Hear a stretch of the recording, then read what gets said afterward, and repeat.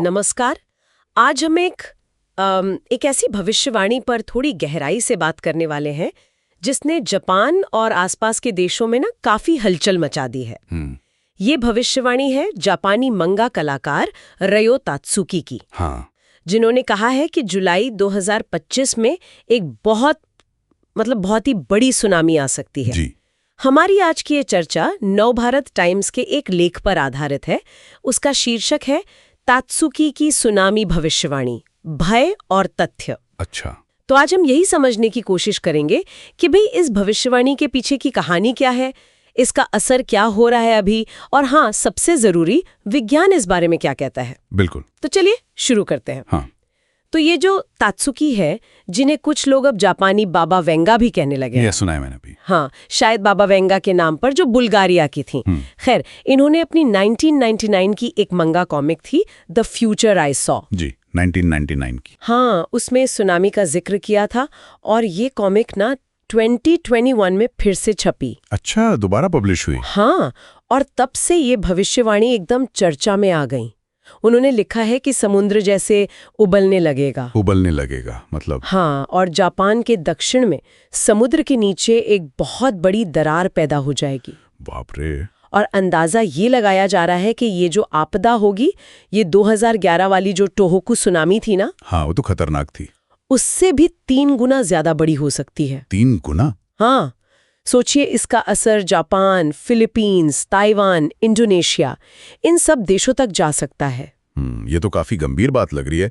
लेकिन ये भविष्यवाणियां वो करती कैसे हैं? मतलब इसका आधार क्या है? हाँ, ये भी एक दिलचस्प पहलू है। उनके मुताबिक ये सब उनके सपनों पर आधारित है। सपनों पर? हाँ, वो कहती हैं कि वो 1980 के दशक से ही अपने ऐसे सपनों को एक डायरी में लिखती आ रही हैं। अच्छा। मतलब पूरी तरह से व्यक्तिगत अनुभव है, कोई वैज्ञानिक विश्लेषण या डेटा नहीं है इसके पीछे। हाँ, लेकिन यहीं पर बात थोड़ी पेचीदा हो जाती है और चिंताजनक भी। क्यों?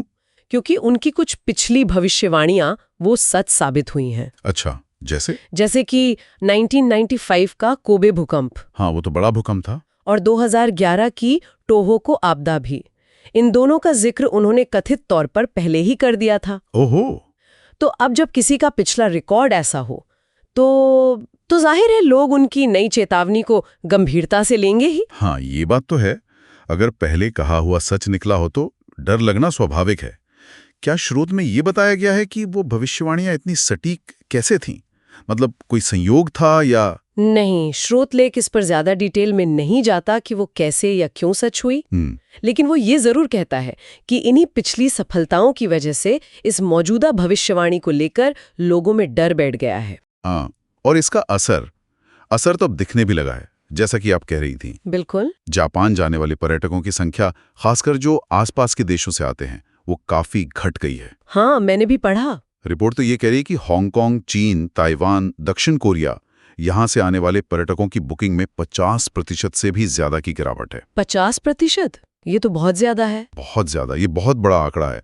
और कई एयरलाइनों ने भी या तो अपनी जापान की उड़ानें रद्द कर दी हैं या फिर मतलब काफी कम कर दी हैं।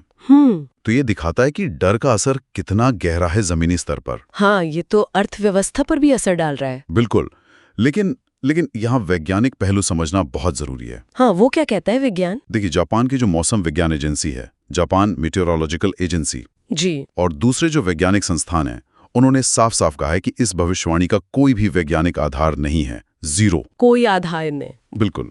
देखिए, भूकंप और सुनामी ये प्राकृतिक आपदाएं हैं जो टेक्टोनिक प्लेटों की हरकतों से जुड़ी होती हैं। हाँ, ये तो पता है। वैज्ञानिक इन प्लेटों की हरकतों पर लगातार नजर रखते हैं, सिस्मिक एक्टिविटी मॉनिटर करते हैं। लेकिन किसी भूकंप या सुनामी का बिल्कुल सही समय, तारीख और वो कितनी बड़ी होगी, ये बता पाना आज भी विज्ञान के लिए संभव नहीं है। अच्छा, मतलब प्रिडिक्ट नहीं कर सकते एकदम पिन पॉइंट करके? नहीं, बिल्कुल नहीं। हाँ, ये पता होता है कि कौन से इलाके ज्यादा संवेदनशील हैं। चेतावनी प्रणालियां भी हैं जो भूकंप आने के बाद सुनामी की चेतावनी जल्दी दे सकती हैं। लेकिन महीनों या सालों पहले किसी एक खास तारीख की भविष्यवाणी करना यह वैज्ञानिक रूप से संभव ही नहीं है। ओके। इसीलिए वैज्ञानिक समुदाय लोगों से यही कह रहा है कि भाई इन अफवाहों पर ध्यान मत दो, घबराओ नहीं, बल्कि जो आधिकारिक स्रोत हैं, जो ऑफिशियल वार्निंग्स आती हैं और जो आपदा प्रबंधन की तैयारी है, उस पर भरोसा रखो। तो ये तो मतलब एक अजीब सी कश्मकश वाली स्थिति हो गई।